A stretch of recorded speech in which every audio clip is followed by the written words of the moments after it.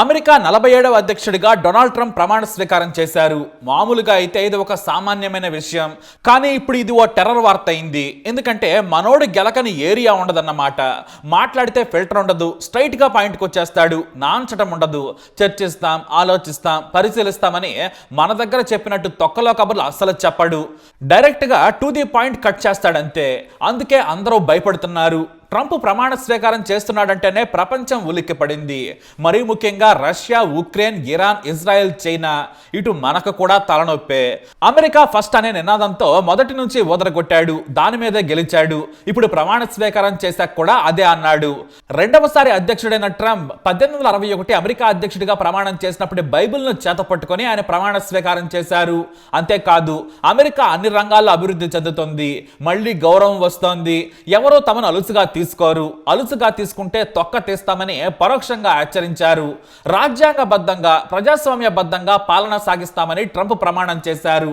ఈ వేడుకకు మాజీ అధ్యక్షులు ఒబామా, క్లింటన్, బుష్ సహా ఇతర నాయకులు, సెలబ్రిటీలు హాజరయ్యారు.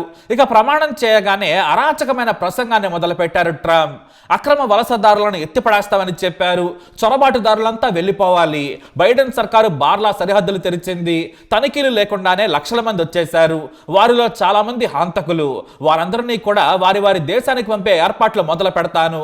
బైడెన్ చేసిన చట్టాలు, నిర్ణయాలు ఏవీ కూడా అమలు కాకుండా చేస్తానని ఓపెన్ గా చెప్పేశాడు ట్రంప్. అయితే ఇప్పటి వరకు అమెరికా చదువుకు, ఉద్యోగ నిమిత్తం వెళ్ళిన వారు అక్కడే సంతానం కంటే యుఎస్ పౌరులు అయ్యేవారు. కానీ ఒక్క పెన్నుపోటుతో దాన్ని రద్దు చేసేశారు ఆయన. ఉద్యోగం కోసం, చదువు కోసం వచ్చి ఎక్కడ పిల్లలను కంటాలంటే నాకు సంబంధం లేదు, మీతో పాటు మీరు మీ పిల్లలను తీసుకెళ్లాలని చెప్పగానే చెప్పేశాడు ట్రంప్. కానీ ఇది లక్షల మంది భారతీయుల మీద ప్రభావం చూపే ఛాన్స్ ఉంది. వారి వారి పిల్లలు ఇప్పుడు చదువుకుంటున్నారు. సడన్ గా మీరు మీ దేశం వెళ్ళిపోమంటే వారి దేశంలో ఎమడలేరు. పైగా ఎన్నో ఏళ్లుగా ఉంటున్న వారిని పిచ్చి సంతకంతో రద్దు చేస్తారా అని ఆగ్రహం వ్యక్తం చేస్తున్నారు. ట్రంప్ నిర్ణయంపై సుప్రీంకోర్టుకు వెళ్లేందుకు సిద్ధమవుతున్నారు అక్కడ ప్రజలు. ఇది కొన్ని లక్షల కుటుంబాలను ప్రభావితం చేసే నిర్ణయం.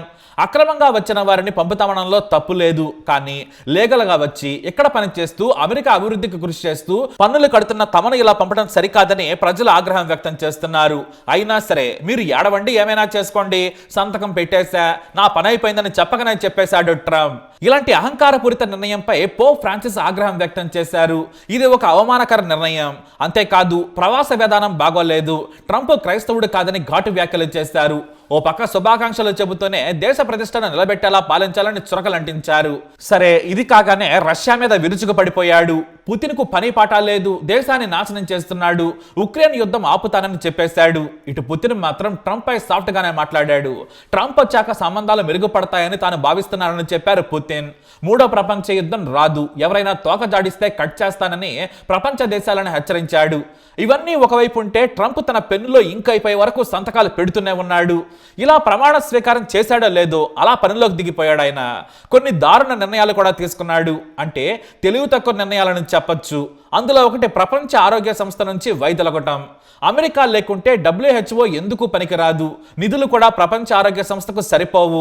అయినా సరే ట్రంప్ సంతకంతో చెక్కి పారేశాడు. మీకు మాకు రామ్ రామ్ అన్నాడు. ఎందుకు ఇలా చేస్తున్నాడంటే కోవిడ్ సమయంలో WHO పని చేయలేదు, చైనా విషయంలో బాధ్యతారహితంగా వ్యవహరించింది, కాబట్టి మీతో మాకు కటీఫ్, డబ్బులు కూడా ఇవ్వమని చెప్పారు ఆయన. ఇక బైడెన్ ఆర్టిఫిషియల్ ఇంటెలిజెన్స్ పై నియంత్రిస్తూ ఆదేశాలు జారీ చేశారు. ఎందుకంటే AI గురించి పూర్తిగా తెలియదు, కొద్ది రోజుల తర్వాత దీనిపై చూద్దామని చెప్పారు. కానీ ట్రంప్ మాత్రం చూసేదేమీ లేదు, నో కంట్రోల్, ఏఐతో ఏం చేసుకుంటారో చేసుకోండి అని ఓపెన్ గానే సంతకాలు చేశారు ట్రంప్. బైడెన్ రూల్స్ ని కొట్టిపడేశాడు ఆయన.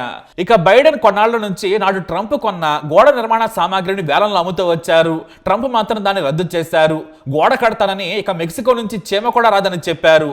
చైనా కూడా షాక్ ఇచ్చారు ఆయన. టిక్ టాక్ ను బ్యాన్ చేస్తూ ఇంతకుముందు నిర్ణయం తీసుకున్నారు.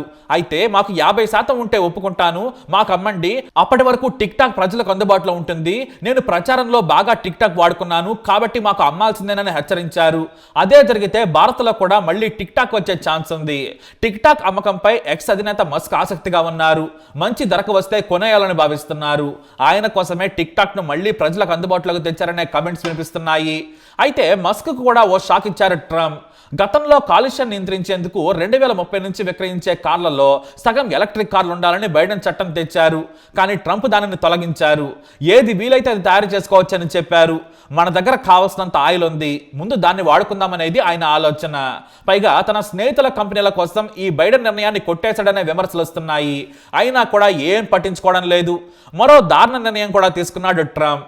అమెరికాలో ఆడామగ మాత్రమే ఉంటారు, ఇంకో లింగం ఉండదని ఏకంగా బైడెన్ రూల్స్ ని కొట్టిపారేశారు.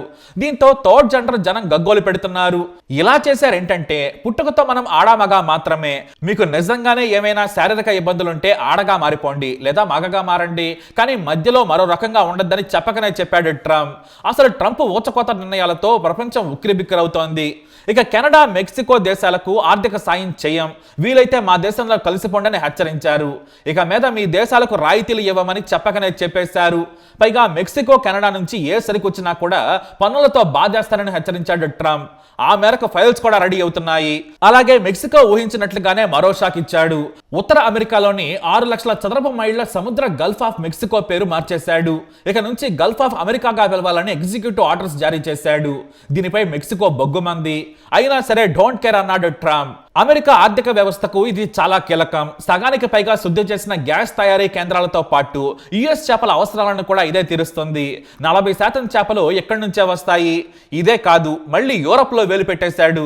గ్రీన్లాండ్ ను కొనేస్తాం, అమ్మకపోతే డెన్మార్క్ నుంచి బలవంతంగా లాక్కుంటామని ముందే చెప్పారు.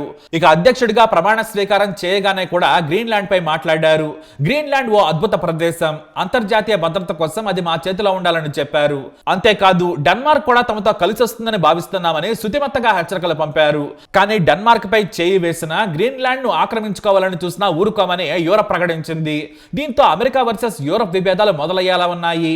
ఫ్రాన్స్ ఓపెన్ గానే అమెరికాకు వార్నింగ్ ఇచ్చింది, మీరు బయట చేసినట్లు యూరప్ తో మాట్లాడొద్దు, గ్రీన్లాండ్ కేవలం డెన్మార్క్ కే చెందుతుంది, ఆయుధాలతో బలవంతంగా తీసుకుంటామంటే చూస్తూ ఊరుకోమని చెప్పారు.